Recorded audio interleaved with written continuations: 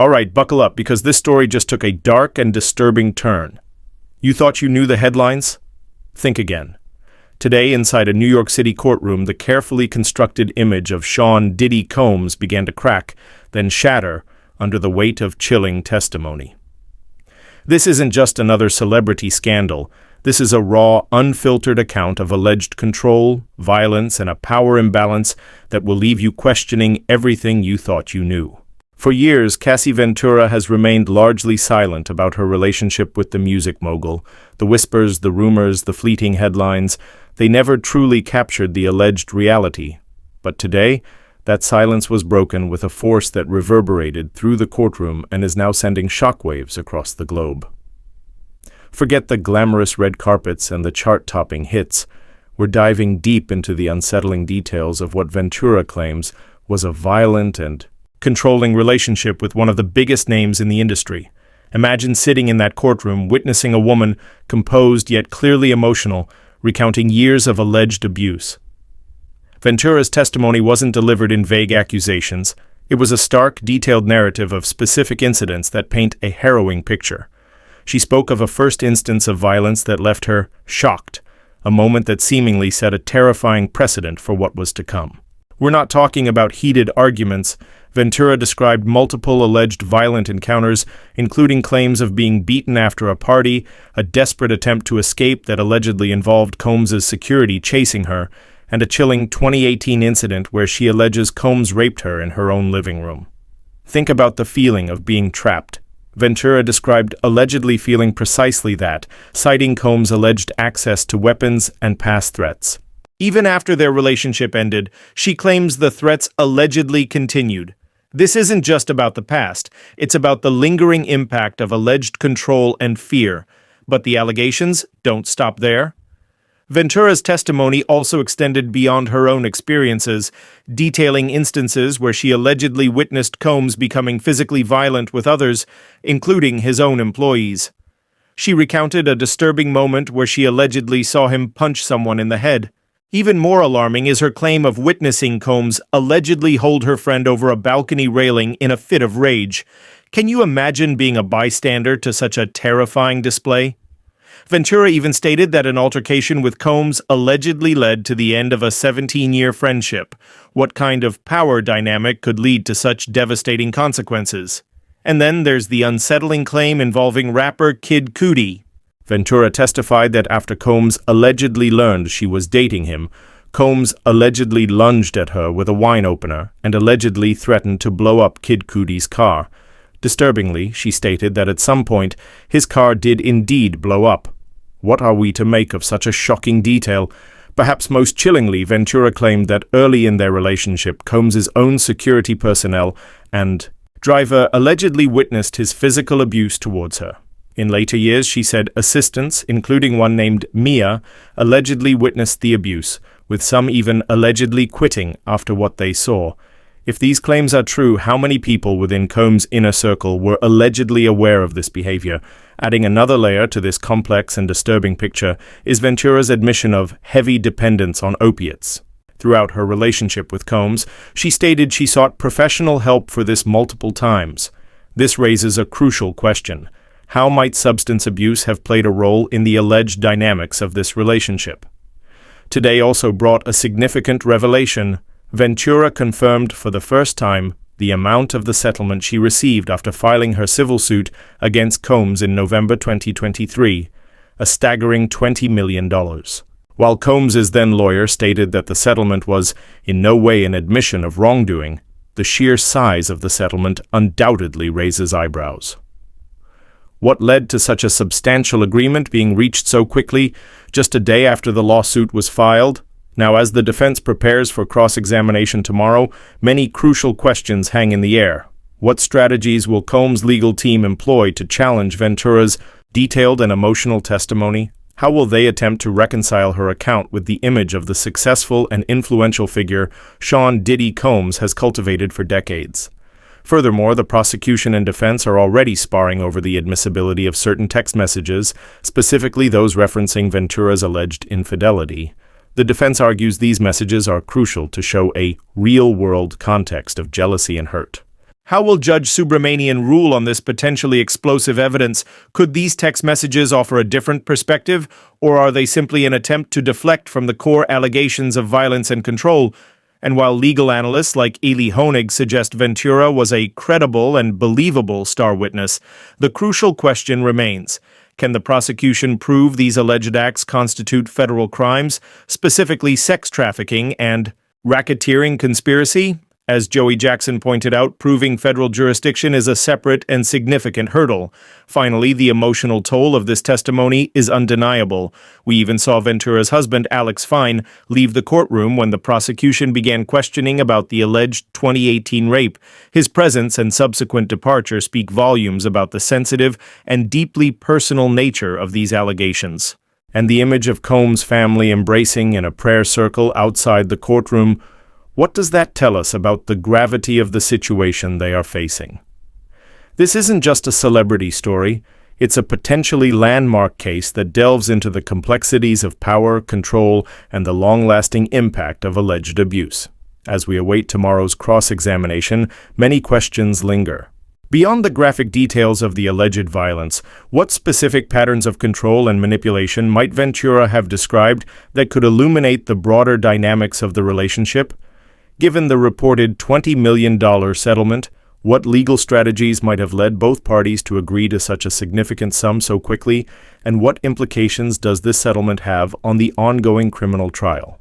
With the defense focusing on text messages related to alleged infidelity, how might they attempt to use this information to undermine Ventura's credibility regarding the more serious allegations of violence and abuse? Considering the legal analyst's emphasis on proving federal crimes, what specific aspects of Ventura's testimony and the presented evidence will the prosecution need to highlight to meet this burden of proof? How might the testimonies of potential future witnesses, such as Ventura's mother or even Alex Fine, further shape the narrative and the jury's understanding of the alleged events? The answers to these questions will undoubtedly unfold in the days to come, and they will likely determine the trajectory of this highly publicized and deeply disturbing case. Stay tuned because this story is far from over. Welcome back to CEtrends, your go-to source for the stories that are shaping the celebrity landscape. If the intro grabbed you, it's because what unfolded in a New York courtroom today wasn't just another day in the news cycle. It was a raw and deeply unsettling account from Cassie Ventura, detailing the alleged violent and controlling nature of her relationship with Sean Diddy Combs. For those just joining us, we've set the stage with Ventura's initial powerful testimony. Now we delve deeper into the specifics of what she revealed under oath, details that paint a stark and disturbing picture. Let's break down the key moments of Ventura's direct examination, piece by piece, to truly understand the gravity of her allegations. Ventura's testimony began by establishing a timeline and the initial dynamics of her relationship with Combs. She stated that the first instance of violence she allegedly experienced with him left her in a state of shock. This wasn't presented as a minor disagreement or a moment of raised voices. It was described as a physical act that immediately altered the course of their relationship. From that initial alleged incident, Ventura went on to describe what she characterized as multiple violent encounters. These weren't isolated incidents, according to her account, but a pattern of behavior. She detailed a specific instance where she was allegedly beaten after attending a party at a club in Los Angeles. Imagine the vulnerability and fear she must have felt, allegedly experiencing such violence at the hands of someone she was in a relationship with, in a public place. Her testimony then took an even darker turn as she recounted an alleged attempt to escape. According to Ventura, when she tried to leave, Combs' own security personnel allegedly pursued her. This detail underscores the level of control she claims Combs exerted, allegedly using his resources to prevent her from leaving the relationship. It paints a picture of someone feeling utterly trapped and without recourse. Perhaps the most harrowing allegation of the day was Ventura's description of a 2018 encounter where she stated unequivocally that Combs allegedly raped her in her living room. This is a profoundly serious accusation, and the weight of such testimony in a courtroom setting cannot be overstated. It speaks to an alleged violation of trust and autonomy at the most fundamental level. Throughout her recounting of these alleged events, Ventura emphasized the feeling of being trapped. This wasn't just an emotional state, she explained, but allegedly fueled by Combs's access to guns and what she described as past threats. Even after the romantic relationship ended, Ventura testified that Combs allegedly continued to threaten her. This paints a picture of a lingering sense of fear and the long shadow allegedly cast by the relationship. Ventura's testimony wasn't solely focused on her own alleged experiences. She also spoke about allegedly witnessing Combs engage in physically violent behavior towards other individuals, including some of his employees. This is a significant aspect of her testimony, as it suggests a potential pattern of behavior extending beyond their personal relationship. She recounted a specific instance where she allegedly saw Combs punch someone in the head. This detail, while brief, adds to the picture of alleged volatility. Furthermore, Ventura described an alarming incident where she allegedly saw Combs hold her friend over the balcony railing of her Los Angeles apartment early one morning. This is a shocking image highlighting the alleged potential for extreme and dangerous behavior. The impact of these alleged incidents seemingly rippled outwards.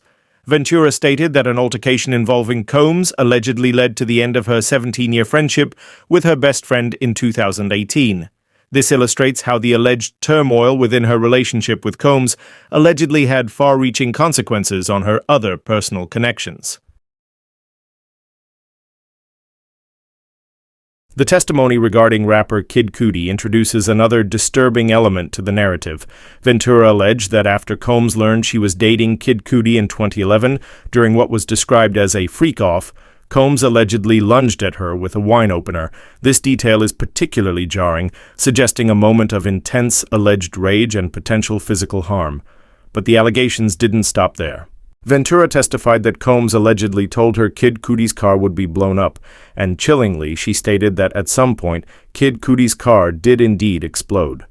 While Ventura didn't explicitly connect Combs to the explosion in her direct testimony as reported, the juxtaposition of these events is undeniably unsettling and will likely be a point of further scrutiny. Ventura's account also included claims that there were witnesses to the alleged abuse. Early in their relationship, she testified that Combs's own security personnel and driver allegedly saw him physically abuse her. This suggests that the alleged violence may not have always occurred behind closed doors. In later years, Ventura stated that assistants, including one specifically named Mia, allegedly witnessed the abuse she endured. She even claimed that some of these assistants allegedly quit their positions after witnessing the violence.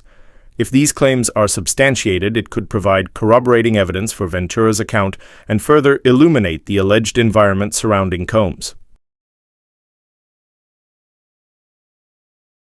Adding a layer of complexity to the narrative is Ventura's admission of her struggle with opiate dependence throughout her relationship with Combs. She stated that she sought professional help for this issue multiple times over the years. This is a significant revelation, raising questions about the potential interplay between substance abuse and the alleged dynamics of the relationship. Could her dependence have made her more vulnerable or influenced her perceptions? A significant piece of information that came to light during Ventura's testimony was the confirmation of the $20 million settlement she received after filing her civil lawsuit against Combs in November 2023. This was the first time the specific amount of the settlement had been publicly confirmed by Ventura herself. While Combs, through his then lawyer, Ben Brafman, stated that the decision to settle was in no way an admission of wrongdoing, the sheer size and speed of the settlement, reached just a day after the lawsuit was filed, inevitably raises questions. What were the motivations behind such a swift and substantial agreement? Did it aim to silence Ventura, or was it a strategic legal maneuver? The implications of this settlement on the ongoing criminal trial remain to be seen. Following Ventura's testimony, the legal proceedings shifted to procedural matters. Judge Aaron Subramanian dismissed the jury for the day, and discussions began between the prosecution and defense regarding the upcoming cross-examination. A key point of contention that emerged was the admissibility of certain text messages. Prosecutors raised concerns about the defense potentially introducing messages that referenced Ventura having sexual relations with individuals other than Combs or escorts. They argued that such evidence would violate a prior agreement between the parties. Defense attorney Mark Agnifilo countered, stating that the defense intended to present conversations between Combs and Ventura that referenced infidelity and jealousy, using what he described as a more vulgar vocabulary. He argued that this would provide the jury with a more realistic understanding of the emotional context of their relationship, particularly regarding instances of alleged cheating. Judge Subramanian requested both parties to submit letters outlining their positions on this issue, indicating that he would make a ruling before the jury reconvened the following morning. This highlights the intense legal wrangling behind the scenes as both sides strategize and attempt to control the narrative presented to the jury. Following Ventura's direct examination, legal analysts offered their initial assessments. Elie Honig, a CNN senior legal analyst and former prosecutor, described Ventura as a credible and believable star witness for the prosecution. He emphasized the importance of her testimony being allegedly corroborated by video, text messages, and emails, the kind of evidence prosecutors typically seek in a key witness. However, both Honig and fellow CNN legal analyst Joey Jackson stressed a crucial point. The charges against Combs are federal crimes, specifically racketeering, conspiracy, sex trafficking, and transportation to engage in prostitution. While Ventura's testimony might suggest that crimes were committed, the prosecution must prove that these were federal crimes. As Jackson pointed out, state-level crimes would fall under a different jurisdiction. This distinction is critical as the trial moves forward. The human element of this trial was also evident in the reactions within the courtroom. Cassie Ventura's husband, Alex Fine, who had been present to support his wife, reportedly left the courtroom when the prosecution began questioning Ventura about the alleged 2018 rape. This poignant moment underscores the deeply personal and traumatic nature of the allegations and the emotional toll it is taking on those close to Ventura. Spiritual support system surrounding Combs as he faces these serious accusations. As Ventura recounted her experiences, certain pieces of evidence were reportedly shown to the jury. These included numerous photos allegedly depicting injuries she sustained, such as black eyes, a fat lip, and a gash on her forehead, along with other bruising on her body. The visual impact of such evidence could be significant for the jury. Additionally, the jury was shown around 7 still images from videos of freak-offs, which reportedly depicted Ventura with several different escorts. These images were shown only to the jury and not to the public present in the courtroom. Ventura reportedly identified the individuals in these images for the jury. The context and purpose of presenting this evidence will likely become clearer as the trial progresses, potentially related to the coercion charges. As we look ahead, the defense's cross-examination of Cassie Ventura is expected to begin tomorrow and could extend into Friday. This will be a critical phase of the trial, as Combs' legal team will have the opportunity to challenge Ventura's account, question her credibility, and potentially present alternative explanations for the alleged events. Furthermore, reports suggest that Ventura's mother is also expected to take the stand at some point. Her testimony could provide additional context or corroboration, depending on what she witnessed or was told. Here at CEtrends, we understand that celebrity news often involves glamour and entertainment. However, stories like this serve as a stark reminder of the darker realities that can exist behind the public facade. Our commitment is to bring you comprehensive and unbiased reporting, even when the subject matter is difficult. We aim to provide context and analysis that goes beyond sensationalism, allowing you to form your own informed opinions. This case is not just about the downfall of a celebrity, it's about allegations of serious crimes and the courage of an individual to come forward. It touches upon important issues of power dynamics, control within relationships, and the long-term impact of alleged abuse. We want to hear from you. What are your thoughts on the details emerging from this testimony? What questions do you have as the trial moves forward? Share your perspectives in the comments section below. Your engagement helps us foster a community that seeks understanding and thoughtful discussion. If you're finding our in-depth coverage of this and other significant celebrity news stories valuable, please consider subscribing to CEtrends. By subscribing, you'll stay up to date with the latest developments and gain access to our comprehensive analysis and reporting. Hit that subscribe button and the notification bell so you don't miss any crucial updates. To further understand the complexities of this case and related issues, we encourage you to check out these other videos on the CEtrends channel: Diddy Trial, What Terrified Cassie on the Stand, or Diddy Trial Day 3, The Answers You've Been Waiting For. Thank you for staying informed with CEtrends. We will continue to follow this case closely and bring you the latest updates and analysis as they unfold. Stay tuned for more.